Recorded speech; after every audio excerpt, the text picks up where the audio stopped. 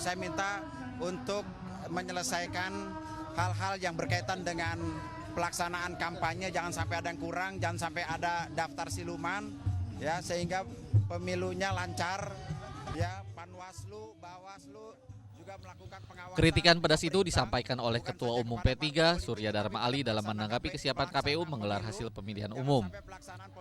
Berbagai permasalahan masih membayang-bayangi pelaksanaan pemilu 9 April mendatang, salah satunya adalah persoalan daftar pemilih tetap atau DPT. Semakin banyak DPT fiktif yang terungkap di berbagai daerah, contohnya orang telah meninggal seperti Amrozi masih masuk dalam daftar DPT, sedangkan orang yang sehat justru tidak terdaftar. Anggota TNI Polri aktif juga masuk dalam DPT, padahal undang-undang amat jelas melarangnya, bahkan di Papua aneh tapi nyata DPT sama banyaknya dengan jumlah penduduk. Dugaan DPT fiktif atau manipulasi DPT mencuat pasca pilkada ulang Jatim di Sampang dan Bangkalan.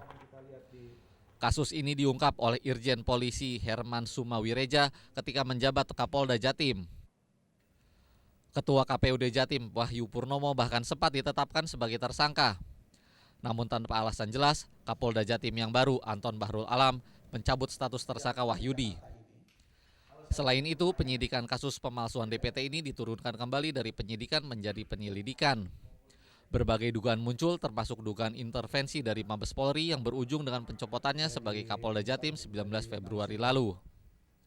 Saya nggak penting saya berhenti ini, Herman nggak penting, nobody. Tapi yang paling penting itu perkara itu harus diteruskan, itu aja lah.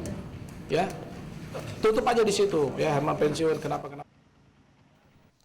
Namun fenomena gunung es terus menggelinding. Sejumlah parpol dan panwas kemudian bergiliran melansir dugaan manipulasi DPT.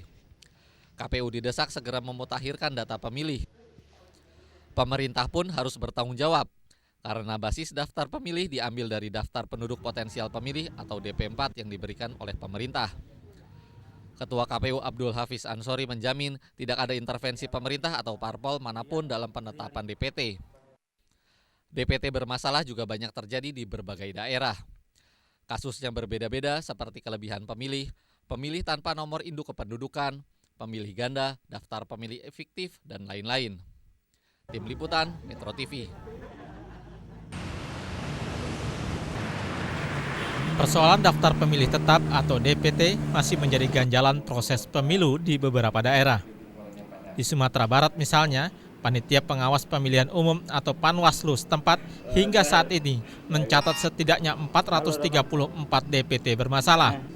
Anggota Panwaslu Sumbar Aldri Finari merinci, di Kecamatan Luak Kabupaten 50 Kota, 10 orang anggota TNI dan Polri muncul di DPT.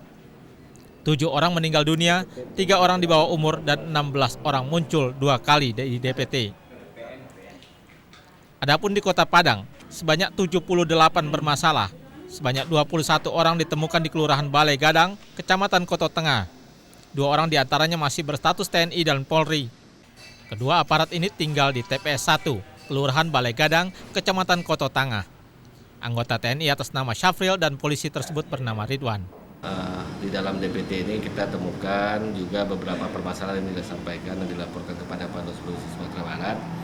Di antaranya adanya TNI Polri yang terdaftar di DPT, orang yang sudah meninggal, anak di bawah umur, dan adanya nama ganda yang tercantum di dalam DPT. Sementara itu, Kepala Kepolisian Daerah Sumatera Barat, Brigjen Polisi Wahyu Daini, belum mengetahui ada anak buahnya masuk dalam DPT di berbagai daerah. Ia memastikan seluruh anggota kepolisian untuk tidak memilih. Sedangkan dari Mojokerto, Jawa Timur, 3 anak asal desa Waringin Rejo, Kecamatan Soko, Kabupaten Mojokerto, masuk dalam daftar pemilih tetap. Ketiga anak yaitu Yusuf Ansori, Muhammad Budiman, dan Nur Hidayat. Ketiganya masuk dalam daftar pemilih tetap di TPS 1 dan 2 Desa Waringin Rejo. Dalam catatan KPPS Desa Waringin Rejo, dari 2040 pemilih, terdapat 29 nama dalam DPT terkategori bermasalah, yaitu sudah meninggal maupun nomor induk kependudukan ganda. Menurut anggota KPPS Desa Waringin Rejo, Mas Yudi, daftar pemilih tetap yang terkategori bermasalah akan dicoret, sedangkan nama yang tidak terdata tidak bisa dimasukkan dalam DPT susulan. Dari Padang dan Mojokerto, Tim Liputan, Metro TV.